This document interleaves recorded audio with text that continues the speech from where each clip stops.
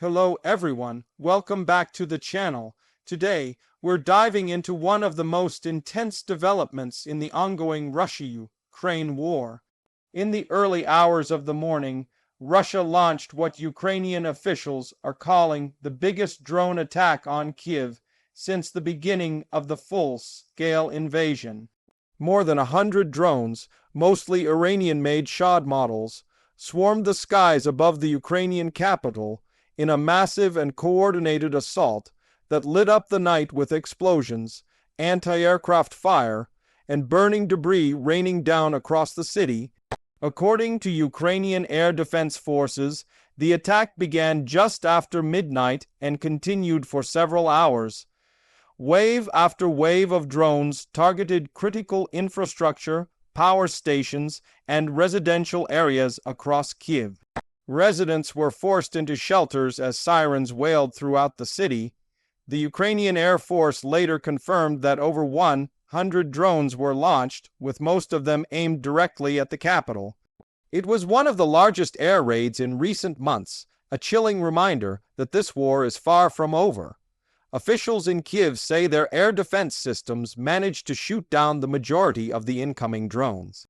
Despite that, several explosions were reported in different districts, causing fires and damage to civilian property. Emergency services rushed to multiple sites where debris from downed drones ignited fires in apartment buildings, cars, and warehouses. Local authorities reported at least several injuries, though the exact number of casualties is still being verified. The scale of the attack has shocked even those who have endured nearly 3 years of war. The attack appears to be part of a renewed Russian strategy to overwhelm Ukraine's air defenses ahead of the winter months. By using large numbers of cheap, expendable drones, Russia is trying to exhaust Ukraine's expensive air defense missiles and expose vulnerabilities in its protection systems. This tactic has been used repeatedly over the past year, but this time, the sheer volume of drones indicates a new level of intensity and coordination. Ukrainian President Volodymyr Zelensky condemned the attack, calling it a deliberate attempt to terrorize civilians and vowing that Russia would face consequences for its actions. In his nightly address, he praised the air defense forces for their heroic work and highlighted that despite the overwhelming assault, most of the drones were destroyed before they reached their targets.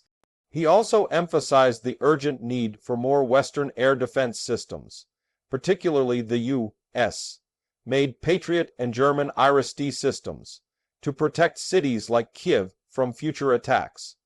Russia, on the other hand, has remained silent about the operation. The Kremlin has not issued any official statement, though pro-Russian media outlets are portraying the strike as a successful operation, targeting Ukrainian military infrastructure. Analysts believe this drone barrage may have been a retaliatory move following recent Ukrainian drone and missile strikes deep inside Russian territory, including attacks on oil depots, air bases, and even Moscow itself. For Kyiv residents, the night was one of fear and uncertainty. Videos circulating on social media showed fiery trails streaking across the sky, the roar of anti-aircraft guns, and flashes of explosions in the darkness.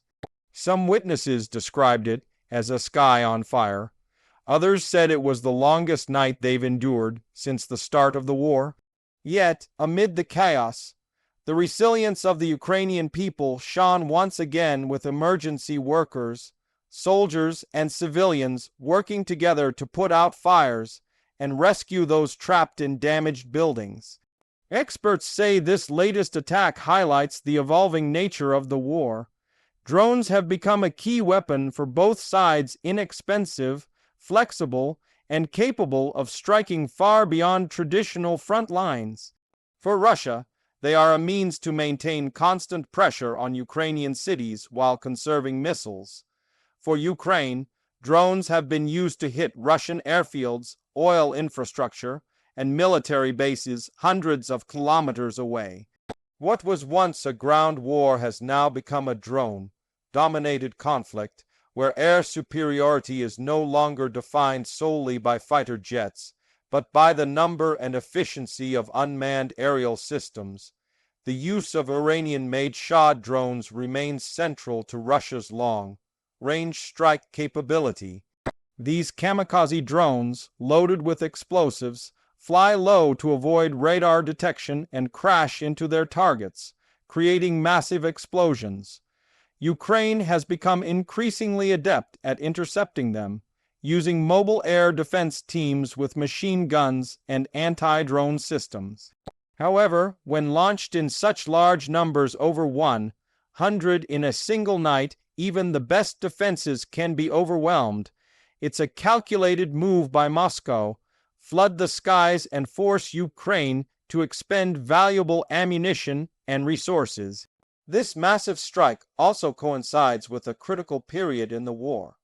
Winter is approaching, and Russia appears to be repeating its strategy from last year, targeting Ukraine's energy infrastructure to leave millions without heat and power. By crippling the energy grid, the Kremlin hopes to break the will of the Ukrainian population and strain the government's ability to sustain military operations. Kyiv's officials have already warned citizens to prepare for potential power outages and urged international partners to accelerate the delivery of air defense systems and generators. On the battlefield, Ukrainian forces continue to hold defensive lines in the east and south. Heavy fighting persists in regions like Donetsk and Zaporizhia, where Russia has tried to push forward with limited success. Meanwhile, Ukraine's counteroffensive efforts have slowed due to the onset of bad weather and stretched supply lines. Still, Ukrainian strikes on Russian logistics hubs, ammunition depots, and Black Sea Fleet assets have kept Moscow under pressure. This drone assault, therefore, may also be a signal, a show of strength from Russia meant to remind Ukraine and its allies that the Kremlin retains significant firepower.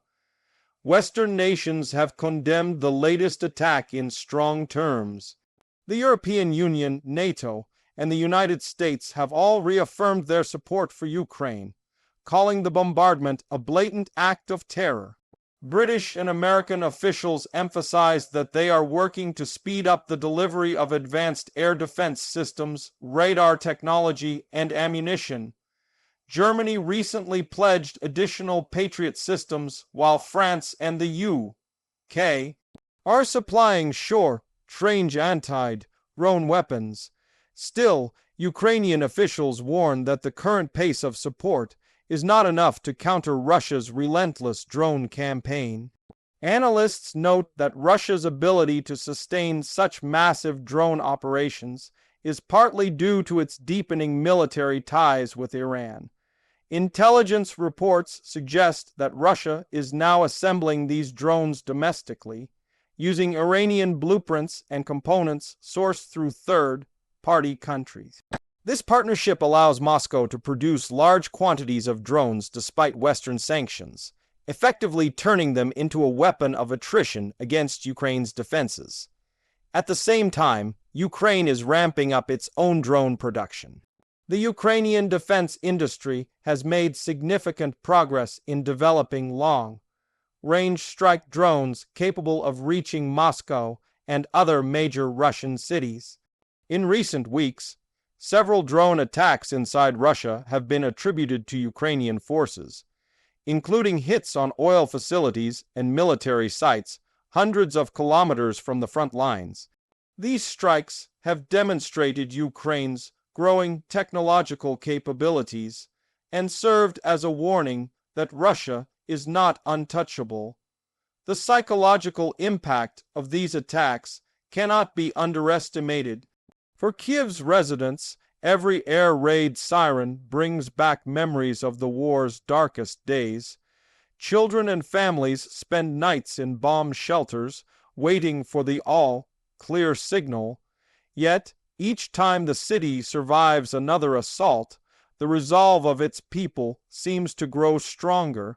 Despite the destruction, there's a shared sense of defiance, a belief that Ukraine will endure. no matter how many drones or missiles are fired.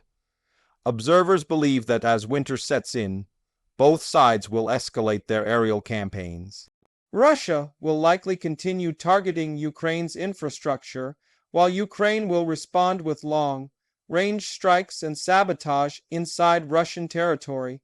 It's a dangerous cycle that risks pushing the conflict into even more unpredictable territory. And with peace talks nowhere in sight, the skies over Eastern Europe are likely to remain filled with drones, missiles, and uncertainty. For now, Kyiv is once again cleaning up the aftermath streets littered with debris, shattered glass, and the scars of another night under fire. Yet the city stands tall, its spirit unbroken. Emergency crews work around the clock to restore power, clear the wreckage, and provide aid to those affected. The message from Ukraine is clear. No matter how many times Russia attacks, Kyiv will not fall. This massive drone assault marks another grim milestone in a war defined by technology, endurance, and the human will to survive. It shows how far both nations have come in adapting to modern warfare, and how far they still may have to go before peace is even a possibility. As global attention once again turns to Ukraine, one thing is certain. This conflict is not just about territory or politics. It's about the future of freedom, resistance, and resilience in the face of overwhelming aggression. Thanks for watching. Stay tuned for more updates on the Russia-Ukraine war and other global developments. Don't forget to like, subscribe, and share your thoughts in the comments below. And as always, stay informed and stay safe.